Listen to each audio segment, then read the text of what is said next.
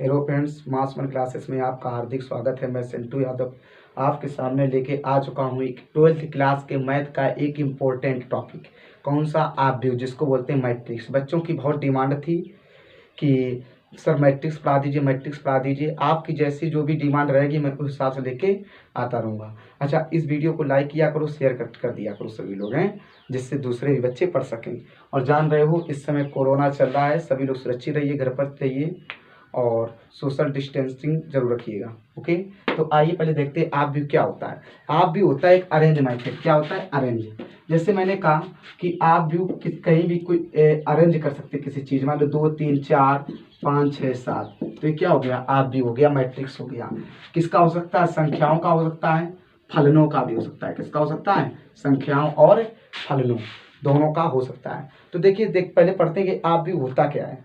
तो ऑब्व्यू मैंने बता दिया। अब इसके प्रकार पढ़ेंगे। कोई भी दुनिया में चीज होती है तो उसके टाइप जानते हैं, उसके बारे में जानते हैं। तो आइए पहले कितने प्रकार की होती है, इसके बाद हम आपको जल्दी से जल्दी बता देंगे। तो देखिए कितने प्रकार के होते हैं। तो मैंने कहा कि नंबर 1 होता है स्तंभ ऑब्व्यू। क्या होता है? स्तंभ ऑब्व्यू, जिसको बोलते हैं कॉलम मैट्रिक्स। स्तंभ ऑब्व्यू क्या बोलते हैं? Column matrix. क्या होता है? वह ऑब्व्यू जिसमें केवल एक स्तंभ होता है। मैंने क्या बताया? वह ऑब्व्यू जिसमें केवल एक स्तंभ होता है क्या कहलाता है? स्तंभ ऑब्व्यू कहलाता है। और आप देख सकते हैं कि केवल एक ही स्तंभ है। और कॉलम कितने हैं? सॉरी, रो कितने हैं? एक है। अगर देखा जाए तो वो है, लेकिन जो ओनली जिसमें केवल एक ही स्तंभ होता है, रो कितने हो गए? 1 2 3 4, पंक्तियां हो गई 4 हैं। स्तंभ कितने हो गए? एक। तो वह ऑब्व्यू जिसमें केवल एक स्तंभ होता है तो कौन सा कहलाता है? स्तंभ ऑब्व्यू कहलाता है। स्तंभ ऑब्व्यू कहलाता है। तो देखिए पंक्तियां कितनी हुई? 1 2 3 4, स्तंभ कितना हुआ? एक। ओके, तो 4 × 1 लिख सकते हैं। इसके बाद नेक्स्ट होता है पंक्ति ऑब्व्यू। पंक्ति ऑब्व्यू। पंक्ति ऑब्व्यू क्या होता है? पंक्ति ऑब्व्यू वह ऑब्व्यू होता है, वह ऑब्व्यू जिसमें केवल एक पंक्ति होती है। एक पंक्ति होती है। स्तंभ को बोलते हैं कॉलम, इसको बोलते हैं रो। मतलब रो मैट्रिक्स। रो मैट्रिक्स वह मैट्रिक्स होती है जिसमें केवल एक रो होता है, वन रो होता है। तो क्या कहलाता है? रो मैट्रिक्स कहलाती है। कैसे? तो आइए देखते हैं। मैंने कहा 1 2 3 4। ओके, तो ये हो गया। तो देखो रो कितना है? रो एक ही है, रो एक ही है, बट कॉलम कितने? 1 2 3 4, 1 2 3 4। तो मैं कह सकता हूँ 1 2 4, कुछ भी कह सकता हूँ, कोई दिक्कत नहीं। तो ये हो गया पंक्ति ऑब्व्यू। इसके बाद आता है वर्ग ऑब्व्यू। क्या होता है? वर्ग ऑब्व्यू। बेटा बहुत अच्छे से देखना, वर्ग ऑब्व्यू ये बहुत इंपॉर्टेंट होते हैं। अगर ये यही डायरेक्ट क्वेश्चन आते हैं कि कौन सा ऑब्व्यू है। वर्ग ऑब्व्यू क्या होता है? जिसमें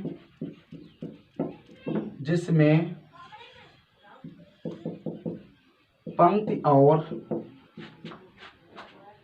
स्तंभ बराबर होते हैं। क्या होते हैं?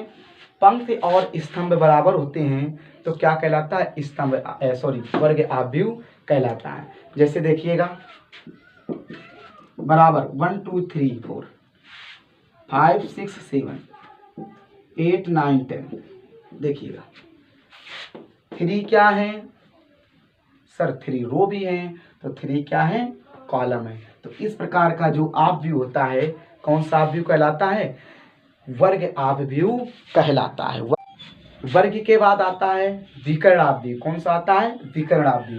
पहले तरह नोट कर लो सभी लोग, स्क्रीनशॉट ले लो। नोट कर लिया तो आगे देखिए विकर्ण ऑब्व्यू।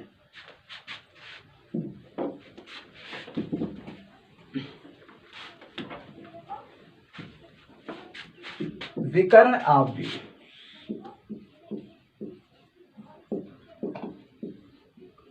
विकर्ण ऑब्व्यू क्या होता है? विकर्ण ऑब्व्यू वह ऑब्व्यू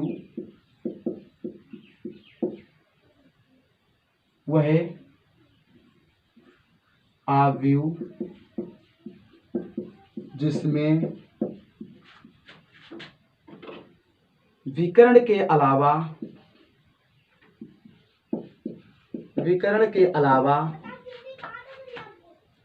सभी नंबर शून्य होते हैं। कैसे होते हैं? शून्य होते हैं। क्या कहलाता है? विकर्ण आव्यूह कहलाता है। कैसे सर? जैसे मैंने कहा 1 0 3 0 2 0 0 4 3। अब देखिए इसका विकर्ण क्या होता है?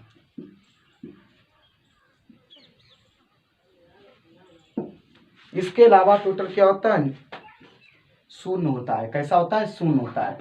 केवल विकर्ण के अलावा सभी नंबर्स कैसे होते हैं? शून्य होते हैं। तो क्या कहलाता है? विकर्ण आव्यूह कहलाता है। इसके बाद आ जाता है अदिश आव्यूह। क्या आ जाता है? अदिश आव्यूह।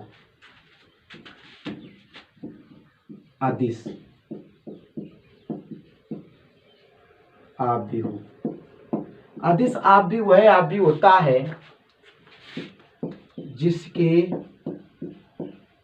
विकर्ण समान होते हैं। कैसे होते हैं? समान होते हैं। कौन सा कहलाता है? विकर्ण आव्यूह कहलाता है। सॉरी, अदिश आव्यूह कहलाता है। जैसे देखिए मैंने कहा 2 1 4 3 2 3 6 5 2। देखिए ये चीज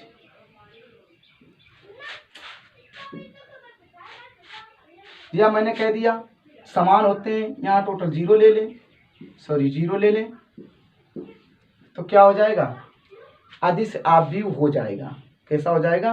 अदिश आव्यूह हो जाएगा। और भी ले सकते हैं। जैसे मैंने कहा 0 1 1 0 1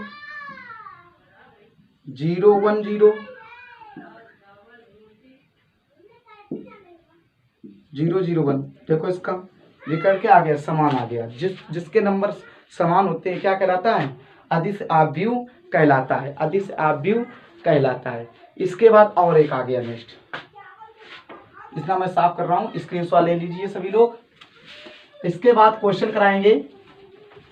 आराम से टोटल वीडियो देखिएगा।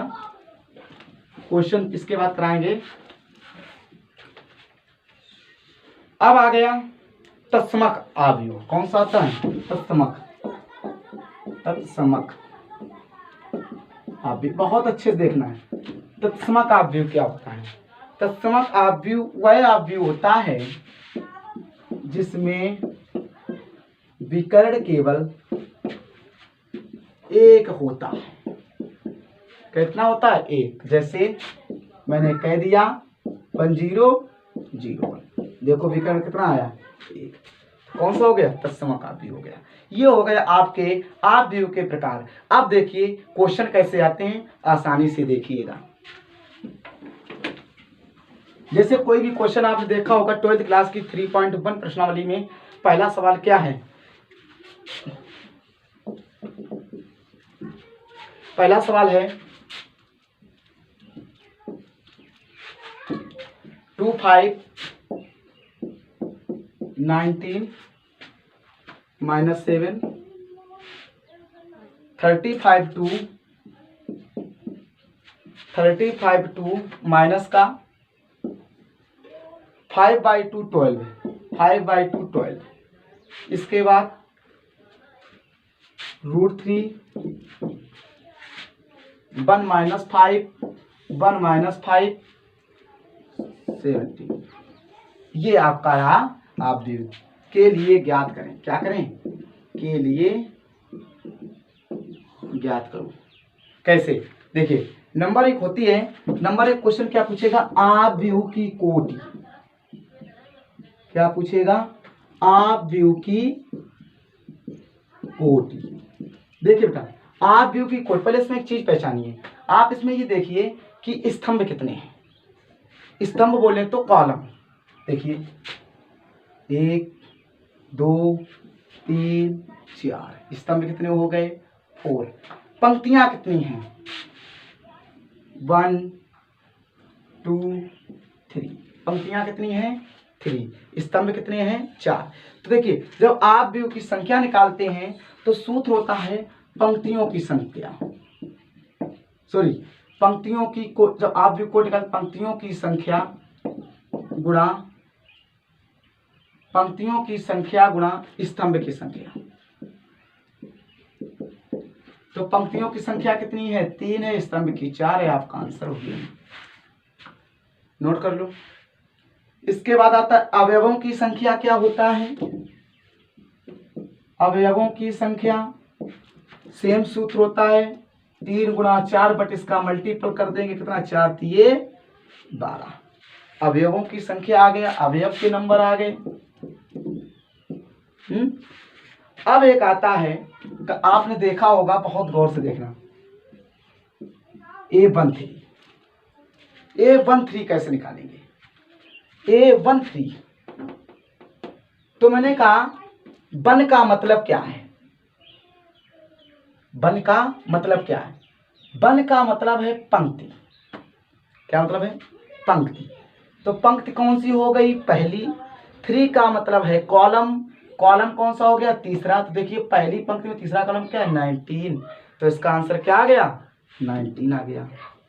कुछ भी हो सकता है, जैसे मैंने कहा A21, 2 का मतलब क्या हो गया ये, 1 का मतलब नहीं समझे, 2 का मतलब दूसरी पंक्ति, 1 का मतलब पहला कॉलम। तो कितना आ गया 2 1 35। कोई टेंशन। इसके बाद A33 मालूम निकालना। तो तीसरी का तीसरी ये तो बहुत सिंपल, वेरी सिंपल -5। क्यों? इसके बाद मैंने कहा A24, इसका क्या हो गया 2 का मतलब दूसरी, ठीक सर, पहली दूसरी पंक्ति। 4 का मतलब 4 कॉलम, कितना हो गया 12। A23 दूसरी पंक्ति तीसरी, नहीं समझे, दूसरी पंक्ति का तीसरा कॉलम, कितना हो गया 5/2। तो ये रहे आपके आज के क्वेश्चन। कैसा लगा कमेंट्स में जरूर बताएं। जो आपको चाहिएगा वो प्लीज़ आप कमेंट्स बॉक्स में लिख दीजिए करें, वही मैं आपको दे दिया करूँगा। ओके, हो सकता है फिजिक्स क्लास नहीं हो पा रही है, कल से फिजिक्स क्लास रेगुलर हो जाएगी। थोड़ा बिजी हो गए थे। और सभी लोग वीडियो लाइक किया करो, शेयर कर दिया करो, कमेंट्स भी कर दिया करो, हो सके अच्छा लगे तो सब्सक्राइब भी कर दिया करो, तो उससे हमें मोटिवेशन मिलता है। ओके, थैंक यू, धन्यवाद। अच्छे रहिए, घर पे रहिए, सेफ रहिए।